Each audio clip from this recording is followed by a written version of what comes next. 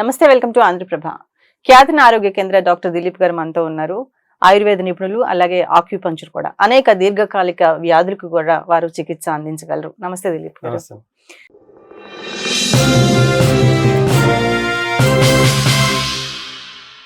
సరే, ఈరోజు మనం ఒక టాపిక్ తీసుకుందాం. ఏంటంటే క్యాన్సర్. చాలా పెద్ద టాపికే ఇది, కానీ చాలా డౌట్స్ ఉంటాయి. క్యాన్సర్ కొంతమంది ట్రీట్మెంట్ తీసుకుంటారు, కొంతమందికి తగ్గుతుంది, కానీ ట్రీట్మెంట్ మధ్యలోనే కొంతమంది చనిపోతూ ఉంటారు. అంటే ఏమవుతుందంటే వీళ్ళు కోలుకుంటారు, 2-3 సిట్టింగ్స్ అయిపోయిన తర్వాత ఇంట్లో వాళ్ళు అనుకుంటూ ఉంటారు, డాక్టర్స్ కూడా అలాగే చెప్తారు, కానీ సడన్ గా వాళ్ళు డెత్ అయ్యే పొజిషన్ మనం చూస్తాం. ఎందుకు ఇలా బాడీ రియాక్ట్ అవుతుంది? అయితే చూడండి, క్యాన్సర్ అంటే ఇది ఒక పెద్ద మహమ్మారి లాగా. అయితే క్యాన్సర్ వస్తే చావు తప్పదా అని చూస్తే అలోపతిలో తప్పుతుంది. అంటే అలోపతిలో అనేది కంప్లీట్ గా చావే, ఇంకా వేరే ఆప్షన్ లేనట్టు ఉంది. కానీ ఆయుర్వేదంలో అలా కాదు, నేచర్ లో అలా కాదు. ఎలాంటి క్యాన్సర్ అయినా సరే నేచర్ సమాధానం చెప్తుంది, ఆయుర్వేద సమాధానం ఉంది. ఆయుర్వేదంలో మంచి మంచి రెమెడీస్ ఉన్నాయి. ఆయుర్వేదంలో రూట్ కాజ్ నుంచి తగ్గించే వాళ్ళు ఉన్నారు. ఈ అలోపతిలో ఏమవుతుంది అంటే హాస్పిటల్కి వెళ్ళినప్పుడు కీమోథెరపీస్ ఇవ్వడం వల్ల ఆ క్యాన్సర్ కణాలతో పాటు గుడ్ బ్యాక్టీరియా, గుడ్ కణాలు, మంచి కణాలు కూడా చచ్చిపోతాయి. చచ్చిపోవడం వల్ల చూడండి, ఒక్కసారి రేడియేషన్ ఇస్తే వైట్ హెయిర్ వచ్చేస్తుంది, ఉన్న ఎంట్రుకలు మొత్తం పోతుంది. ఎప్పుడైతే అది ఆపేస్తామో మళ్ళీ స్లోగా వాళ్ళకు గ్రోత్ అనేది మళ్ళీ స్టార్ట్ అవుతుంది. అంటే క్యాన్సర్ అనే దానికి ఆయుర్వేదంలో ఎప్పటి నుంచో ఆన్సర్ ఉంది. కాకపోతే ఎక్కడ ప్రాబ్లం వస్తుంది అంటే జనాలకు అవేర్నెస్ లోపం వల్ల. అవేర్నెస్ లేదండి జనాలకు. క్యాన్సర్ కి ఇప్పుడు ఆయుర్వేదంలో ఎలా ఉంది అంటే ఇంకొక 100 సంవత్సరాల తర్వాత కూడా వచ్చే రోగాలకు కూడా రెమెడీస్ ఉన్నాయి, మెడిసిన్స్ ఉన్నాయి. కానీ ఇప్పుడు వచ్చిన కరోనాకు మెడిసిన్స్ ఇంకా రాలే. అలోపతిలో తీసుకుంటే ఇప్పుడు వచ్చే కొత్తగా ఏదైనా ఒక డిసీజ్ వచ్చిందంటే దాని మీద రీసెర్చ్ కే కొన్ని ఏళ్ల తరబడి సరిపోతుంది. కానీ ఆయుర్వేదంలో అలా కాదు. ఏదైనా సరే క్యాన్సర్, ఎనీ క్యాన్సర్, క్యాన్సర్ లో ఇది అది అనేది ఏం లేదండి. ఎనీ క్యాన్సర్, ఏ క్యాన్సర్ అయినా సరే రూట్ కాజ్ ఎప్పుడైతే తెలుస్తుందో ట్రీట్మెంట్ చాలా ఈజీగా అవుతుంది. ఎగ్జాంపుల్, ఇప్పుడు ప్యాంక్రియాస్ క్యాన్సర్ వస్తుంది, చాలా మందికి ప్యాంక్రియాస్ క్యాన్సర్ వస్తుంది, లంగ్ క్యాన్సర్ వస్తుంది. ఇప్పుడు ఆ సెల్కి ఏం కావాలి? క్యాన్సర్ అంటే అసలు ఏంది, అక్కడ ఏం జరుగుతుంది, ఇంటర్నల్ గా ఏం జరుగుతుంది? ఆడవాళ్ళకైతే బ్రెస్ట్ క్యాన్సర్, ఇలాంటివి అసలు ఏం జరుగుతున్నాయి, అసలు లోపల ఇంటర్నల్ గా జరిగే ఫంక్షన్ ఏంటి? ఎగ్జాంపుల్ ఎందుకు స్టార్ట్ అవుతుంది సార్? అంటే నార్మల్ గా ఉన్న లేడీస్ కూడా సడన్ గా బ్రెస్ట్ క్యాన్సర్ అంటే తప్ప మనకి అసలు ఏం జరుగుతుందో కూడా తెలియదు వాళ్ళ బాడీలో. ఒకప్పుడు గుట్కలు తింటే ఇంకేదో చెడు అలవాట్లకు మాత్రమే క్యాన్సర్ వచ్చేది అనేది ఈ మోడర్న్ సిస్టమ్ తెలుసు. అవును. కానీ ఎలాంటి అలవాట్లు లేని వాళ్ళ కూడా క్యాన్సర్లు వచ్చిన వాళ్ళు చాలా లక్షల మంది ఉన్నారు. అవును సార్. చిన్న చిన్న ఏజ్ లలో బ్లడ్ క్యాన్సర్, చిన్న ఏజ్ లో 4 years 5 years వాళ్ళ కూడా. బ్రెస్ట్ క్యాన్సర్ అయితే నిన్న ఒక పేషెంట్ వచ్చారు, లంప్ లాక్ ఉంది, చూశాను. చూసిన తర్వాత చాలా సింపుల్ అండి అది తగ్గించుకోవడం. ఒక ఆయుర్వేద మెడిసిన్ ఒకటి ఉంటుంది, అది అప్లై చేస్తే విత్ ఇన్ 3 hours లో రిజల్ట్ కనిపిస్తుంది. ఒక సిస్ట్ లోపల ఎక్కడైనా ఒక లంప్ లాక్ ఉంది అంటే ఒక మెడిసిన్ అప్లికేషన్ వల్ల విత్ ఇన్ 3 hours లో 50% తగ్గిపోతుంది. అయితే కణాలు ఎలా ఉంటాయంటే యాక్టివేట్ గానే ఉంటాయి. ఈ కణాలకు కొన్ని ఇంటర్నల్ కొన్ని మెడిసిన్స్ ఇవ్వడం వల్ల ఆటోమేటిక్ గా క్యాన్సర్ కణాలు కూడా నార్మల్ మోషన్ ద్వారా, యూరిన్ ద్వారా బయటికి వచ్చేస్తుంటాయి ఒక్కొక్కటి. ఏదైనా ఒక డిసీజ్ రావడానికి రూట్ కాజ్ ఒక్క రోజులో రాదండి. 1 నుంచి 5 years వరకు మన లైఫ్ స్టైల్, మన ఫుడ్, ఇవన్నీ అలవాట్లు అన్ని కూడా మారినప్పుడు ఒక్కొక్క సెల్, మనం ఇప్పుడు జంక్ ఫుడ్ తింటాము, జంక్ ఫుడ్ లో మసాలాలు, స్పైసీస్, సాల్ట్, అది ఏమేమి సాల్ట్, అజినోమోటో, ఏదో సాల్ట్, ఇవన్నీ కలర్ ఫుడ్, ఇవన్నీ క్యాన్సర్ కణాలకు దారి తీసేదానికి. గుడ్ బ్యాక్టీరియా, బ్యాడ్ బ్యాక్టీరియా రెండు ఉంటాయి మనకు.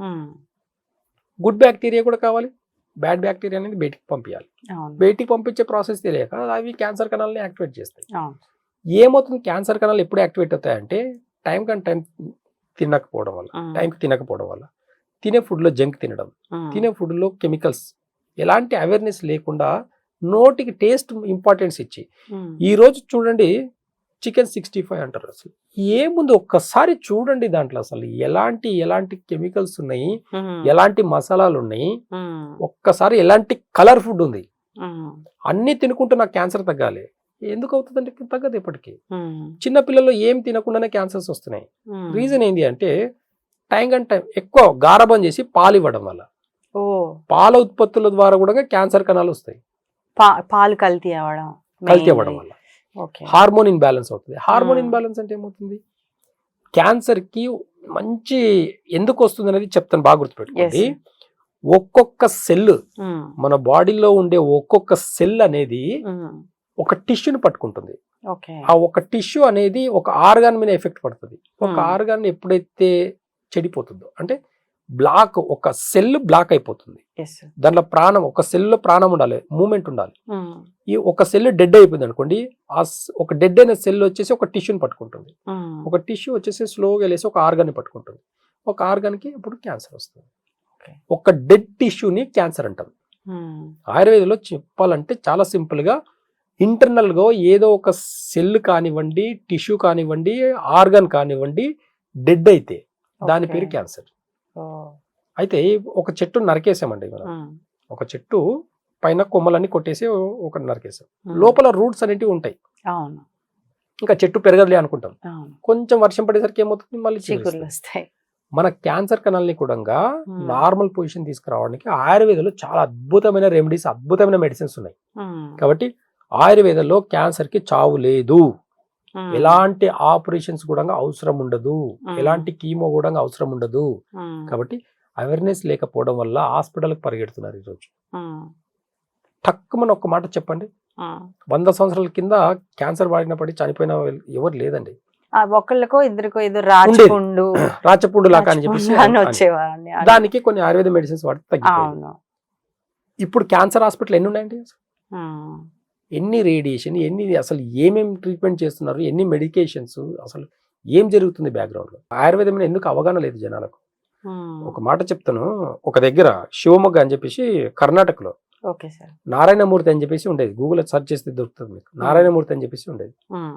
84 ఏళ్ల వయసు వరకు కూడా ఆయన ఆయుర్వేదంలో క్యాన్సర్ కి మెడిసిన్స్ ఇచ్చారు. వేరే వేరే దేశాల నుంచి కూడా, మన ఇండియా నుంచి కాకుండా వేరే దేశాల నుంచి కూడా అక్కడ లైన్ లో నిలబడి మరి మెడిసిన్ తీసుకునే లేదు. ఎలాంటి క్యాన్సర్ అయినా సరే 4 మెడిసిన్స్ ఇచ్చేది. ఎగ్జాంపుల్, ఇంకా ఇక్కడ పరిగి దగ్గర ఒక స్వామీజీ ఉంటారు, ఆయన కూడా మంచి సాధకుడు, మంచి ఆయుర్వేద వైద్యులు. ఆయన కూడా ఈ రోజుకి ప్రతి ఆదివారం ఎంతో మందికి క్యాన్సర్ కి మెడిసిన్స్ ఇస్తారు. ఎవరు చావట్లేదు, తగ్గుతుంది, చాలా మందికి తగ్గుతుంది. అందరికి తగ్గుతుందా అని అంటే వాళ్ళ జీవన శైలి, వాళ్ళు ఏం తింటున్నారు, ఏం లేదు, వాళ్ళ జీవన విధానం ఏంటి, ఇవన్నీ ఎప్పుడైతే మనం మార్చుకుంటామో ఖచ్చితంగా క్యాన్సర్ తగ్గుతుంది. ఇలా మన భారతదేశంలో ఆయుర్వేదం బేస్ చేసుకొని చేసేవాళ్ళు చాలా మంది ఉన్నారు క్యాన్సర్ మీద. కాకపోతే కమర్షియల్ చేయరు దీంట్లో ఎక్కడ కూడా. ఇప్పుడు చెప్పినట్టు శివమొగ్గలో కూడా కమర్షియల్ చేయడు, ప్లస్ ఇక్కడ ఉన్న పరిగి దగ్గర ఉన్న ఒక స్వామిజీ కూడా కమర్షియల్ గా చేయరు. సేవ చేయడం ఇలా వాళ్ళకు ఒక ఉద్దేశం ఎలా ఉంటుందంటే సేవ భావం ఉంటుంది వాళ్ళకు. ఈ సేవ భావంతో మాత్రమే ఒక ప్యాషన్ గా చేస్తారే తప్ప ప్రాణాలతో చెలగాటం ఆడే వైద్యులు కాదు వీళ్ళంతా. డబ్బు రకరకాల. కాబట్టి రూట్ కాస్ ని వీళ్ళకి తెలుసు, క్యాన్సర్ కణాలు ఎందుకు వస్తున్నాయి, ఏం లేదు. రూట్ కాస్ ఎప్పుడైతే తెలుస్తుందో ఎలాంటి క్యాన్సర్ కైనా ఆన్సర్ ఉంది వీళ్ళ దగ్గర. కాబట్టి అలాంటిది ఆయుర్వేదంలో చాలా అద్భుతమైన మెడిసిన్స్ ఉన్నాయి. అలాంటి మెడిసిన్స్ ఇవ్వడం వల్ల ఎలాంటి క్యాన్సర్ అయినా సరే తగ్గించుకోవచ్చు. కాబట్టి అవగాహన కావాలి. ఇప్పుడు హాస్పిటల్లో కీమోథెరపీ తీసుకుంటూ కూడా మీ దగ్గర ఆయుర్వేద మెడిసిన్స్ వాడొచ్చా? తీసుకోవచ్చండి, చాలా మంది అట్లా ఉన్నారు మా దగ్గర, వచ్చే వాళ్ళు ఉన్నారు. లంగ్ క్యాన్సర్ ఉన్న వాళ్ళు ఉన్నారు, లివర్ క్యాన్సర్ వచ్చిన వాళ్ళు ఉన్నారు, కిడ్నీ మీద ఒక పురం అది క్యాన్సర్ వచ్చిన వాళ్ళు ఉన్నారు, చాలా బోన్ క్యాన్సర్ వచ్చిన వాళ్ళు ఉన్నారు. అలా చాలా మంది మా దగ్గరికి వస్తున్నారు. వాళ్ళు చాలా హ్యాపీగా 3-4 months మెడిసిన్స్ కరెక్ట్ గా ప్రాపర్ గా పథ్యం చేసుకుంటూ, పథ్యం లేకుండా తగ్గాలనుకోవడం అనేది మా దగ్గర కాదు. ఖచ్చితంగా పథ్యం చేసేలాకుంటేనే మా దగ్గరికి రండి. జీవన విధానం మారుస్తాం, డైట్ మారుస్తాం, వాళ్ళు అన్ని మెడికేషన్స్ ఇస్తాం.